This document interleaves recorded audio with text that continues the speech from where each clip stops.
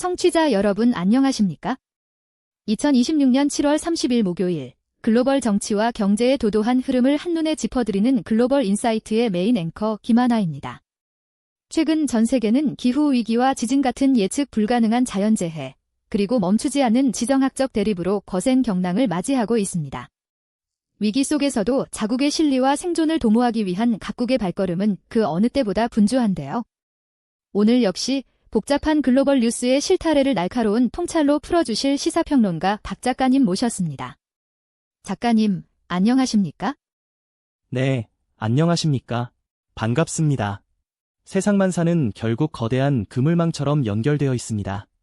저 멀리 중동에서 울리는 미사일 폭음이 우리 지갑 속 유가를 단숨에 끌어올리고 이웃나라의 갑작스러운 지진이 글로벌 반도체 공급망을 뒤흔들어 우리 주식시장에 영향을 주는 것처럼 말이죠.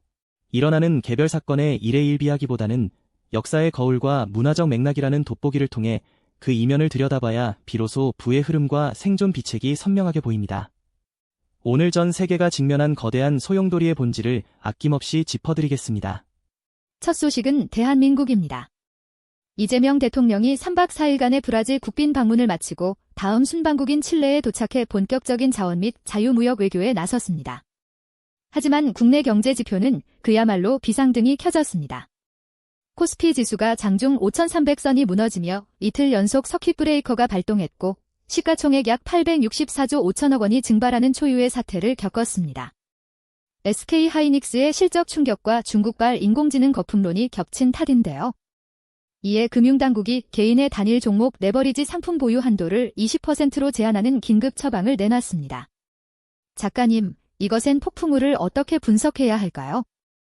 실적이 공포를 이기지 못하는 전형적인 시장의 패닉 상태입니다. SK하이닉스가 분기 사상 최대 실적을 발표했음에도 시장의 눈높이를 맞추지 못했다는 이유로 급락한 것은 과거 17세기 네덜란드를 휩쓸었던 튤립 투기 열풍의 종말이나 2000년대 초 닷컴 버블 붕괴 당시의 심리적 발작과 궤를 같이 합니다. 금융위원회가 내놓은 레버리지 ETF 총량 제한 카드는 폭풍우가 치는 거친 도로에서 폭주하는 레이싱카의 강제로 속도 제한 장치를 단격입니다. 개인 투자자들의 파산과 시장의 추가 붕괴를 막기 위한 불가피한 방어벽이지만 한편으로는 투자자들의 자율성을 제약하여 단기적으로 시장의 유동성을 더욱 위축시킬 수 있는 양날의 검입니다. 미국으로 가보겠습니다. 이란과의 짧은 외교적 휴전이 이란의 미사일 도발과 미국의 보복 공습으로 완전히 깨지며 중동의 군사적 대립이 재점화되었습니다. 동시에 트럼프 대통령은 우편 투표 자격을 대폭 강화하는 행정명령을 밀어붙이며 보수 성향주들과 함께 대법원 소송전에 돌입했습니다. 대외적으로는 우크라이나 전쟁 종식을 위해 키이우에 특사를 파견하겠다는 계획을 밝혔는데요. 이 전방위적인 압박과 타협의 정치적 셈법은 무엇입니까? 도널드 트럼프 대통령은 철저하게 아메리카 퍼스트에 기반한 이중 플레이를 구사하고 있습니다. 우크라이나에는 무조건적인 지원 대신 그들이 가진 무인기 기술을 공유하라는 상호주의적 요구를 하며 실리를 챙기는 반면 중동에서는 압도적인 무력을 과시하며 판을 흔들고 있죠. 국내적으로 우편 투표를 제한하려는 대법원 소송은 역사적으로 남북전쟁 이후 기득권 세력이 투표 요건을 까다롭게 만들어 표심을 통제하려 했던 이른바 짐 크로우식 규제의 현대적 변주라고 볼 수 있습니다. 대외적으로는 강력한 평화 중재자로서의 외교적 성과를 과시하고 대내적으로는 선거제도를 손질해 지지층을 확고히 결집하겠다는 정치공학적 포석입니다. 중국 소식입니다. 올해 상반기 GDP가 전년 대비 4.7% 성장하며 선방했다는 발표가 나왔습니다. 하지만 미국이 중국산 신형 휴머노이드 로봇과 전력 인버터 수입을 전격 금지하자 중국 외교부는 미국의 보호주의가 결국 서방 기업들의 이익을 해칠 것이라며 강력하게 반발했습니다. 이런 견제 속에서도 중국은 텔리엔 3호 위성 발사에 성공하고 슬로바키아와의 청정에너지, 디지털 협력을 강화하고 있는데요. 중국의 이 방어 전략을 어떻게 봐야 할까요? 미국의 중국산 로봇 수입 금지 조치는 19세기 산업혁명 초기 기계가 인간의 일자리를 빼앗는다며 기계를 파괴했던 영국의 러다이트 운동을 연상시킵니다. 신기술 패권을 빼앗기지 않으려는 서방의 실존적 두려움이 정책으로 발현된 것이죠. 하지만 중국의 대응은 매우 집요하고 영리합니다. 미국이 빗장을 걸어 잠그자 슬로바키아 같은 동유럽 국가를 포섭해 유럽 시장의 우회로를 뚫는 한편 우주 발사 기술과 민간 경제 입법을 통해 내부 기초 체력을 다지고 있습니다. 이는 서방의 봉쇄망을 비웃으며 우주와 디지털 영토를 아우르는 자신들만의 독자적인 신실크로드를 구축해 패권의 자립을 완수하겠다는 선언입니다. 일본으로 가보겠습니다. 다카이치 사나의 총리 내각의 지지율이 대중의 불만 속에 50% 아래로 급락하며 출범 이후 최대 위기를 맞았습니다. 설상가상으로 구마모토현에서는 강력한 연속 지진이 발생해 사망자를 비롯한 수십 명의 인명 피해가 났고 가스 폭발과 단수 등 도시 기능이 마비되었습니다. 이로 인한 반도체 공급망 타격 우려에 니케이 지수도 930엔 넘게 폭락했는데요. 일본의 현 상황과 대책은 어떠한가요? 다카이치 사나의 총리에게는 정권의 명운이 걸린 가혹한 시험대입니다. 소니와 덴소 등 글로벌 반도체 생산기지가 밀집한 구마모토가 자연재해로 타격을 입자 글로벌 증시가 즉각 동요한 것은 오늘날 기술 공급망의 모세혈관이 얼마나 취약한지 보여줍니다. 이는 1923년 관동대 지진이 일본 경제를 장기 침체로 몰고 갔던 역사적 아픔을 떠올리게 하죠. 다만 긍정적인 부분은 일본 정부가 기록적인 폭염 속에서 열사병을 막기 위해 냉방시설이 갖춰진 학교 교실을 주민 피난소로 발빠르게 개방한 점입니다.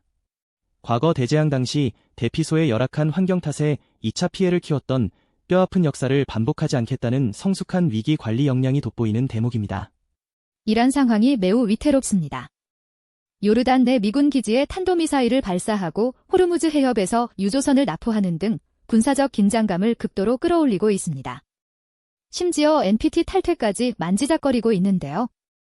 내부적으로는 66%에 달하는 살인적인 인플레이션과 실업률 폭등으로 민생이 도탄에 빠진 상태입니다.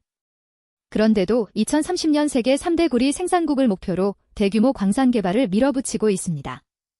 이 모순된 행보의 본질은 무엇일까요? 안으로는 피를 흘리면서 밖으로는 날카로운 이빨을 드러내는 형국입니다.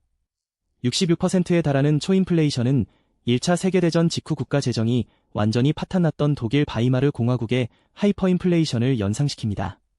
민생 파탄의 책임을 외부의 적으로 돌리고 미국의 경제 제재에 맞서 협상 테이블에서의 몸값을 높이기 위해 호르무즈 납포와 NPT 탈퇴라는 벼랑 끝 전술을 구사하는 것이죠. 그러면서도 구리 광산 개발에 집착하는 것은 인공지능과 전력망 구축에 필수적인 구리를 무기화하여 경제적 봉쇄망을 뚫고 달러 패권의 균열을 내겠다는 이란 특유의 질긴 생존 법칙이자 마지막 외줄타기입니다. 다음은 이라크입니다. 사우디 유전지대에 대한 드론 공격의 보복으로 미군과 사우디 연합군이 이라크 내 이란 지원 민병대 기지를 기습 공습하여 다수의 사망자가 발생했습니다. 이라크 정부는 즉각 주권 침해라며 거세게 항의하고 나서는데요. 예산안 미통과로 비상재정 조항으로 연명하는 중에 키르쿠크 대형 산불까지 겹쳐 내후외환에 빠졌습니다. 이 혼란을 극복할 실마리는 어디서 찾아야 할까요? 이라크의 역사적 비극은 주변 강대국들의 패권 다툼 사이에 낀 지정학적 단층대에 위치해 있다는 점입니다. 18세기 프로이센과 러시아, 오스트리아 등 열강의 틈바구니에서 영토가 갈갈이 찢겼던 폴란드의 가혹한 운명과 매우 닮아 있습니다. 제대로 된 예산조차 없이 전년도 예산의 12분의 1로 버티는 국가가 군사적 침공과 대형 산불이라는 재앙을 동시에 막아내기란 역부족입니다. 하지만 이러한 절망 속에서도 이라크의 디지털 인프라 기업 테크 964가 미국같이 동맹하에서 대규모 디지털 전환 계약을 체결한 것은 시사하는 바가 큽니다. 물리적 영토가 전장이 될 때 보이지 않는 디지털 영토를 선점해 국가 경제의 우회로를 뚫어야 한다는 엄중한 생존 전략을 보여줍니다. 마지막 국가로 파키스탄입니다. 몬순 홍수로 이미 100명이 넘는 사망자가 발생한 가운데 설상가상으로 발루치스탄 지역의 아동 급성 영양실조율이 비상 기준치를 훨씬 초과했습니다. 치안 불안 속에 탈레반 세력의 경찰 초소 습격까지 겹친 최악의 상황인데요. 셰바즈 샤리프 총리가 공무원 대규모 정원 감축과 단일 디지털 신원체계 구축을 가속화하라고 지시했습니다. 이 개혁안이 돌파구가 될 수 있을까요? 국가의 존립 자체가 흔들리는 삼중고입니다. 매년 반복되는 기후재앙으로 인한 대규모 홍수와 인명피해는 과거 찬란한 문명을 꽃피웠으나 결국 대홍수와 환경변화로 쇠락했던 고대 인더스 문명의 슬픈 잔상을 떠올리게 합니다. 국가 파산 직전의 상황에서 공무원 정원을 과감하게 감축하는 것은 뼈를 깎아 재정을 확보하려는 처절한 몸부림입니다. 다행인 것은 보건과 금융 등 핵심 공공서비스를 하나로 묶는 디지털 비전 체계를 도입하기 시작했다는 점입니다. 행정에 불필요한 거품을 빼고 오직 기술을 통한 효율화에 집중하는 것만이 벼랑 끝에 선 파키스탄이 생존할 수 있는 유일한 동아줄이자 마지막 희망입니다. 이어서 짧지만 꼭 짚고 넘어가야 할 글로벌 단신들입니다. 미국 농업부가 전역 군인과 군인 배우자들을 농업 안보 분야의 핵심 직업군에 모집하는 파격적인 100일 내 100명 채용 프로그램을 가동했습니다. 또한 파키스탄과 쿠웨이트는 국방 및 무역 동맹을 전격 강화하기로 합의했으며 일본 라쿠텐 그룹과 HP는 기업 생산성 향상을 위한 인공지능 통합 PC 서비스를 본격적으로 출시했습니다. 작가님, 이 단신들의 연결고리는 무엇인가요? 한 단어로 요약하면 바로 생존을 위한 구조 조정과 동맹의 효율화입니다. 미국이 군 정예 인력을 농업 분야로 유입시키는 것은 단순히 일자리를 늘리는 차원이 아니라 식량을 국가 안보의 가장 강력한 방패로 삼겠다는 전략적 배치입니다. 라쿠텐과 일본 HP의 인공지능 협력 역시 다가올 인구 절벽 시대의 노동 생산성을 극대화하기 위한 생존형 기술 혁신이죠. 전 세계가 자원의 블록화, 인구 감소, 그리고 전쟁의 공포라는 거대한 메가 트렌드 앞에서 각자 살아남기 위해 체질을 바꾸고 협력의 그물을 더 촘촘히 짜고 있는 냉혹한 현실을 보여주고 있습니다. 전 세계적인 금융시장의 대발작과 중동의 전쟁 위기, 그리고 기후 재앙 속에서도 각국은 기술 혁신과 제도적 방어벽을 구축하며 해법을 모색하고 있습니다. 폭풍 속에서도 침착하게 닻을 내리는 지혜가 그 어느 때보다 간절한 시점입니다. 박 작가님, 청취자 여러분의 오늘 하루를 지탱해줄 한 줄 평 부탁드립니다. 오늘 전 세계의 뉴스를 관통하는 한 줄 평은 시장의 폭풍우가 거셀수록 우리 영토에 닿칠 기술과 연대에 더 깊게 내려야 한다로 하겠습니다. 바람이 불지 않을 때 바람개비를 돌리는 유일한 방법은 내가 앞으로 힘차게 달려나가는 것뿐입니다. 위기라는 바람에 주저앉지 않고 한 발짝 먼저 미래를 대비하는 주체만이 결국 최후의 결실을 얻게 될 것입니다. 네, 위기를 기회로 바꾸는 강력한 실행력이 필요한 때입니다. 청취자 여러분, 거친 세상의 변화 속에서도 나만의 단단한 중심을 잡는 활기차고 의미 있는 좋은 하루 보내시길 바랍니다. 저희 글로벌 인사이트는 언제나 깊이 있는 분석과 해안으로 여러분의 안목을 넓혀드리겠습니다. 함께 해주신 여러분, 고맙습니다.